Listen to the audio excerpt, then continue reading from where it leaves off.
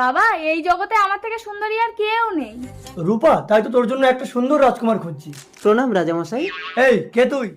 আমি আপনার রাজ্যের পচা নাপিতের ছেলে হারুন। তুই নাপিত? প্রাসাদে পাদিস না। শর্ট শর্ট, তোর কি চাই এখানে?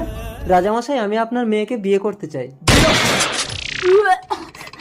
বাবা, ওকে গর্দান দাও। ইস, কি জঘন্য দেখতে ওই নাবিত্রাকে। রাজামশাই, আমার রূপ না থাকলেও গুণ আছে।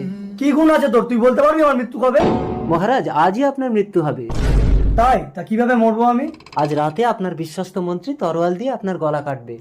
ঠিক আছে, আজ রাতে তোকে বেঁধে রাখবো। যদি তোর কথা মিথ্যা হয়, তোর গর্দান নেব। ঠিক আছে, আর যদি সত্যি হয় তাহলে কিন্তু আমি রাজকুমারীকে বিয়ে করব। অবিকল মানুষের মতো হয়েছে, এবার চলে আয় রূপা।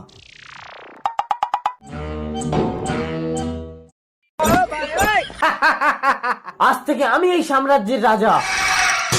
রাজামশাই, তাহলে এটা কি? আমাকে ক্ষমা করে দিন রাজামশাই। বিশ্বাসঘাতক! আজ তুমি আমার জীবন